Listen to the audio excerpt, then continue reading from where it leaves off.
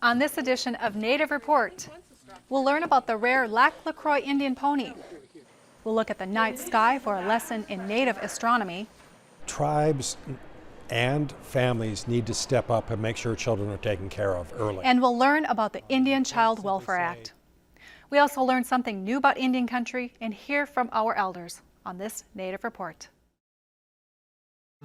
Production of Native Report is made possible by grants from the Shakopee Mdewakanton Sioux Community and the Blandin Foundation.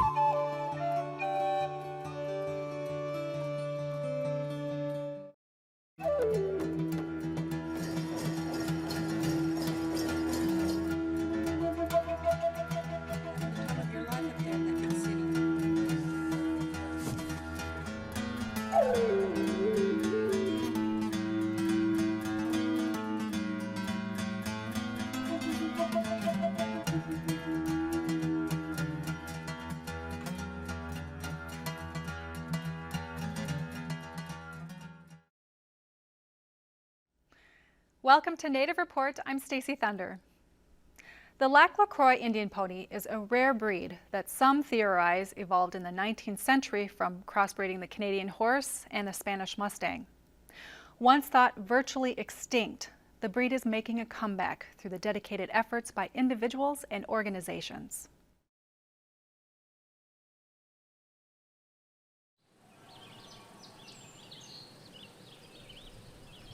It is a warm summer day at the Boys Fort Language Immersion Camp near Ely, Minnesota, as two of a rare breed of horse, the Croix Indian pony, are unloaded from their trailer. The breed lived with the Boys Fort Chippewa from the 1600s until their removal in the 1970s. Well, these ponies were bred by the Boys Fort Band in northern Minnesota and also partly in Canada. At one time there was a herd of over 1,000 ponies, and in the 1940s they didn't see any use for them. Actually what happened was the missionaries came to the reservation, and one of our elders said that they felt that it was inappropriate for the children to see horses breeding, and that was their determination to destroy the herd and have them sent to the meatpacking plant. And so they became extinct in the United States. There were only 4 left, and they were living on an island near Croix up in Canada. And one of our band members took an interest, and with the Baptist minister from Boys Fort, they went up there and retrieved those 4 remaining horses and started breeding them until they had a small herd. But the herd changed hands a couple of times, and the remaining 25 were eventually moved to Canada. Don learned of their history through a website while doing other research, but he has heard stories of the horses from his elders. I didn't think too much about them being like a breed or anything, and I had no idea that they had been bred by Boys Fort. And so it wasn't until I actually went onto that website and started reading the history, I noticed that they were bred by Boys Fort, and I also read that they had done a DNA research on these horses, and so through determination of DNA analysis, they determined that they were a separate breed, that they had been, bred long enough by Boys Fort that they had developed into their own breed of horse. We always had stories, and our elders always talked about the horses that they had. And in fact, my mother-in-law, her family was the one that kept the last herd of ponies that they had.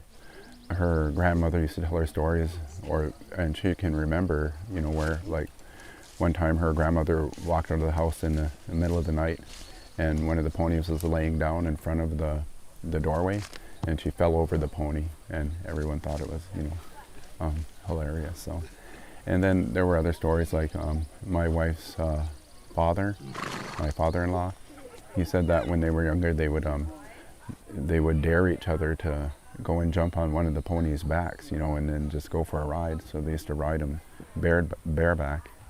Yeah, and then so there's a lot of other stories too. When I grew up around Boys Fort, maybe in the 40s, from about maybe the middle 50s to around 63. I got married in 63. And I can remember back then that there was maybe 9 to about 12 horses running around. The house that we lived in, we rarely had to mow the lawn because they would be around eating all that grass in that big field we had and around the house, around the back of the house. And after about maybe 69, 70 in there somewhere, I never saw them anymore. So I don't know until about 4 years ago when I heard about that one heard about a couple of them out on Good Skies Field that were running wild out there. And I thought, that's where they must have went. You got to keep on their body language all the time. For Lester, Donald, and the young people, today marks a reclaiming of what was once the way of their grandparents and great-grandparents. The elders say they were always here. This guy is Stangy, and he's off of his ancestors that used to roam here. So the circle has come back, and Stangy's come back to where his ancestors used to roam. And people understood the horses then and the importance of them. There's only 2 bloodlines of these horses in the world, and we have the 2 bloodlines. And so we have stallions and mares and stuff, but we don't have proper place to put them. Those are things that these animals need at home. You know, they need a place. A lot of the offspring are born in the woods, but we just need people to understand. These guys are the rarest, critically, I'm sure, endangered breed in the world, or animal in the world. And nobody knows about them. My nephew was one of the youth that came up there to, one of the teens who went to meet the horses, and he said that his name was Misko Gobble. And he said in the dream, when he was given his name by one of our elders, that they dreamt that something about a red pony. And so while he was telling us this, we were standing, you know, at Rhonda Snowshoe's ranch. We were standing by the fence, and she said, "Well, one of our ponies doesn't have a name," she said.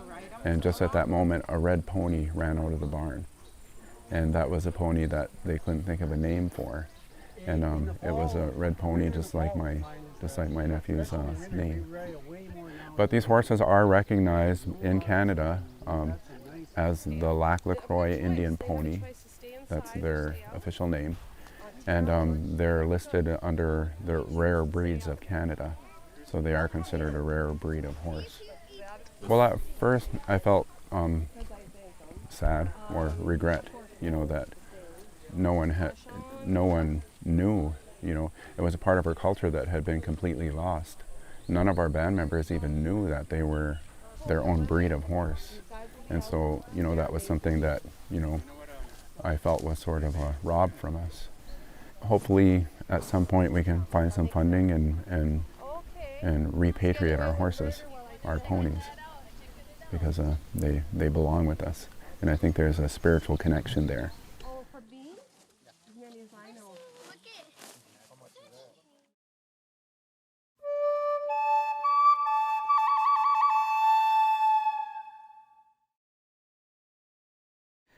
Did you know that the Indian Child Welfare Act was enacted in 1978 because of the high rate of removal of Indian children from their homes? Congress's overriding purpose for passing the act was to protect Indian culture and tribal integrity from the unnecessary removal of Indian children from their homes. The act sets federal standards for nearly all child custody proceedings. Because Indian tribes play a major part in the upbringing of Indian children, the Act gives significant powers to Indian tribes in order to preserve Indian culture, traditions, and encourages that children be placed in the homes of relatives or American Indian families.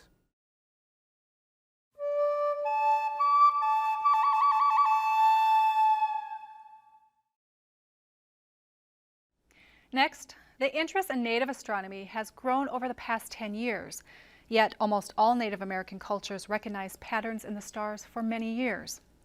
Our interpretations and stories are different from the classical ones we often hear. Let's take a look at what the Dakota and Lakota saw.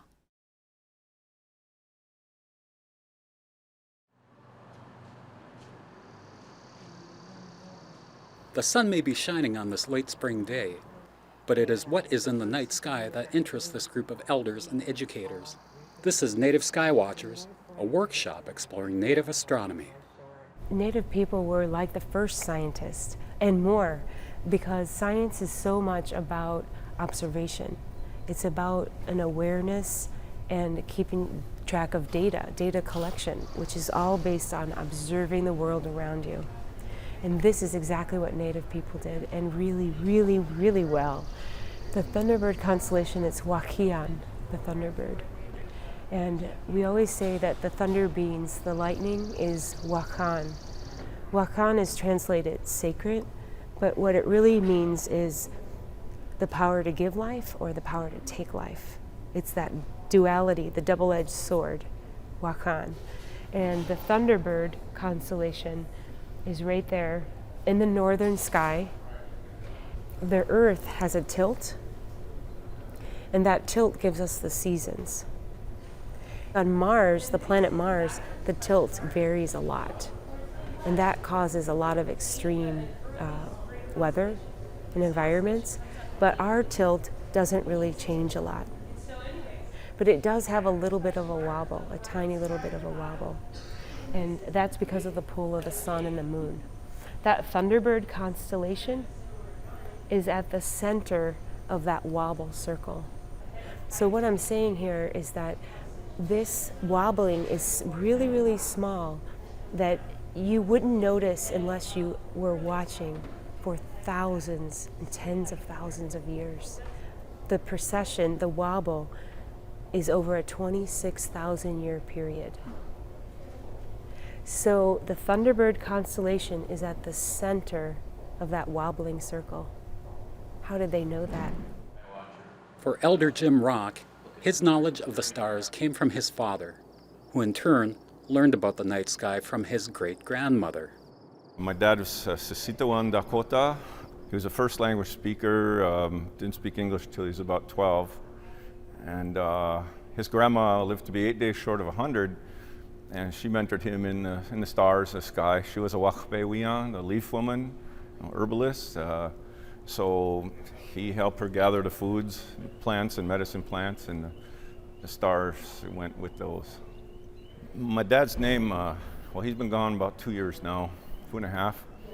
And his name was Tabado Kasapa Itokab na Jinshni, which means do not stand in front of the black buffalo. And his father gave him that name when he was just a few minutes old. Held him up to the stars around midnight when he was born in those direction. Welcome him to those relatives. Because we say we come from the stars, and to the stars we return. We come from the earth we return. We really mean that because those are the buffalo stars particularly. And there's places on earth that match those places in the sky. Specifically, as the Wakpa Tanka or Haha Wakpa, what here people would say Mississippi, we called here is the Wanagi Tachanku, also the Milky Way River of Stars. They match. So there's a cave by the river down here that match a star in that buffalo constellation up by the Milky Way. So like those teepee poles, they connect us literally between places here, places there. It's like a mirror. Workshop presentations also dealt with more earthly connections. I've been teaching the concept of blue woman or rebirthing, which comes from part of the constellations of beginning life again. And I've been working with young people as well as elderly, but the importance that I found was, in the connection that I found was that there is a part of our ceremony that is rarely done anymore, and that's the cord ceremony, which is like one of the first ceremonies that there was. And it was women's involvement that brought this about. They would dance at the Tree of Life, and during that time, and they would welcome the baby in, and they would take the umbilical cord and they would wrap it and put it into the amulets, whether it was a boy or a girl, and that constellations of chaos, the turtle or the salamander, depending on if it was male or female. Annette was like, "You've got to bring this, you know," because my outlook and how I'm looking at it is that we have to do these things and bring about ceremony to help reconnect our children, our young people, whether they're 70 years old and they've never made that connection, or if they're infants and they've never made that connection. There is some really deep and powerful, important astronomical observations that even a lot of other cultures didn't have. Some of the other indigenous cultures do have, like the Mayans, but it's not just little stories that are told around a campfire for entertainment. It's so much more meaningful than that. It's really the observational part, the scientific part, but it really has a lot of teachings on like a guidebook, how to live your life and stay in balance. It's all there written in the stars. The Lakota word for stars is Wichunkbe Oyate, which is translated Star Nation. Oyate is people. But Albert Whitehat, who studied the original meaning of the word before the missionaries translated them, found out that the word for Star Nation means human flesh. It's a Lakota teaching that we come from the stars. And you know what's really amazing is that it's also an astronomical scientific thinking. Every single atom in our bodies and everything in the physical world was created in a star. That's the only known way to make all of the elements.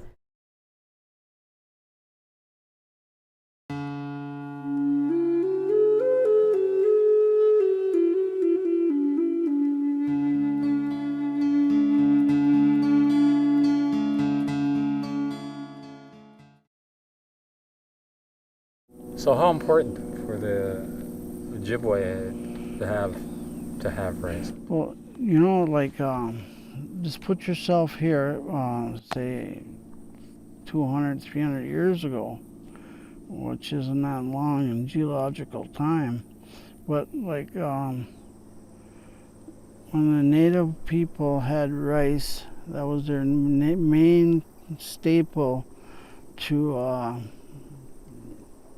live through the harsh northern winters that we have here. And like, you know, you had your rice and your birch bark buried, and that kept like that there, and you might have to go out and kill a rabbit, or maybe you were fortunate enough to get a deer and feed your family, but you always had your monoman to fall back on. And so it was very important. Without it, I don't know how the people would have existed.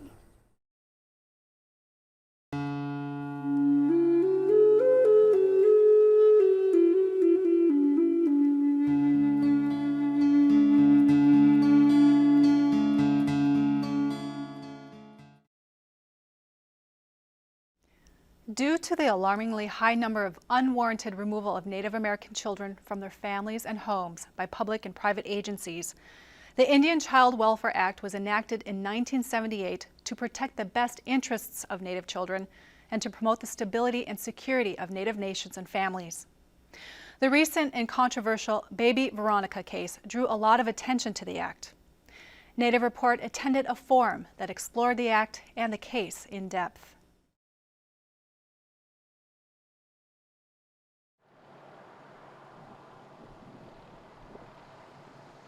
A one-day forum at the University of Minnesota's McNamara Alumni Center allowed the opposing sides in the Baby Veronica case to present their arguments in a neutral setting. The case tested the limits of the Indian Child Welfare Act. Our goal was that everyone would hear from the parties represented in the case. Mark Fiddler on the case, on the adoptive families lawyer, and Chrissy Nemo, the Cherokee Tribe's Assistant Attorney General. We wanted not to repeat what we know they've said. We wanted everyone to hear from them and be able to ask them questions directly, because this case affects everyone in Indian country. 35 years post Indian child welfare being passed, we are still at a disproportionate rate of Indian children being removed from Indian families. This case had a father rights issue in it as well, and it just brought to light what we need to be focusing on preserving Indian families. Everyone who could possibly touch the decision about an Indian family case is here. I don't know that it's going to take place again where we have the opposing parties in a place where we can have respectful dialogue, learn from each other. What can we learn from this to move forward to help families preserve Indian families? Children were taken away from their families way too often. At the time of the passage, there were some states that were taking away children 20 times more often than other children. And it ended up that it was the result of basically 150 years of efforts to reshape Indian families that resulted in children being taken away. And Congress finally recognized that connections with families, connections with tribes, was really the solution to the problem, not the removal. What the Indian Child Welfare Act does, in addition to state law on termination of parental rights, it heightens the burden of proof. Before you can terminate parental rights to the parents of an Indian child, it must be proven beyond a reasonable doubt that continued custody with the parent would likely harm the child. The baby Veronica case is a complicated legal matter, but the bottom line is what the parental rights are of the birth father. The U.S. Supreme Court decided that Dustin Brown had lost his rights as a father because he did not step up soon enough. He got notice of the adoption petition 4 months after the child was born, but just days before he deployed to Iraq. The Supreme Court held that that was too long for him to wait, that he should have done things earlier.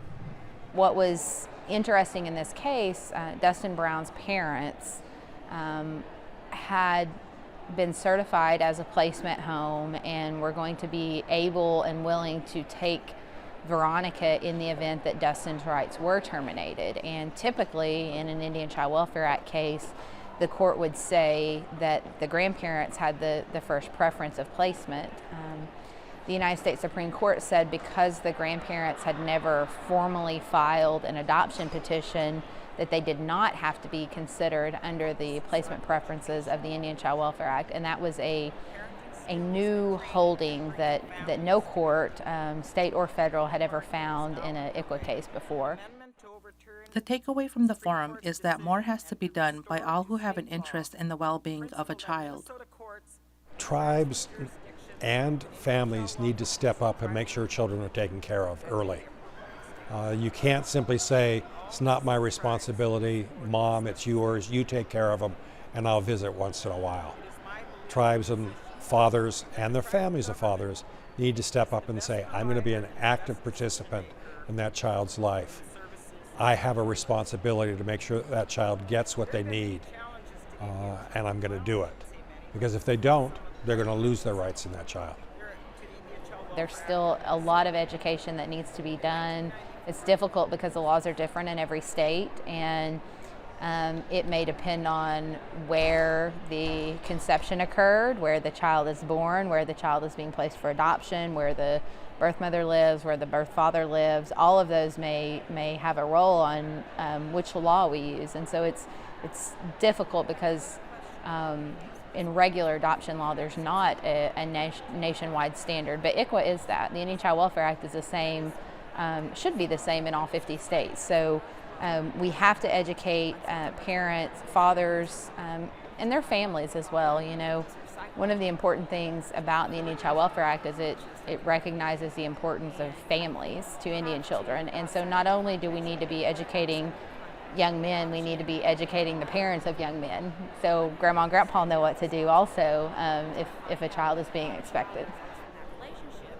I think what we will see are state Indian Child Welfare Act changes.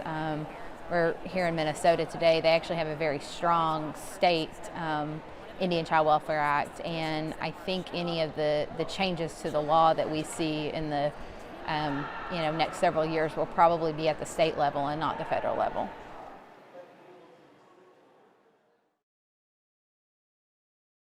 For more information about Native Report or the stories we've covered, look for us at nativereport.org and Facebook. Thank you for spending time with us here on Native Report. I'm Stacy Thunder. We'll see you next time. Stacy Thunder is a member of and legal counsel for the Red Lake Nation, and Ted Johnson is a member of the Boys Fort Band of Chippewa and is chair for the American Indian Studies Department on the campus of the University of Minnesota Duluth.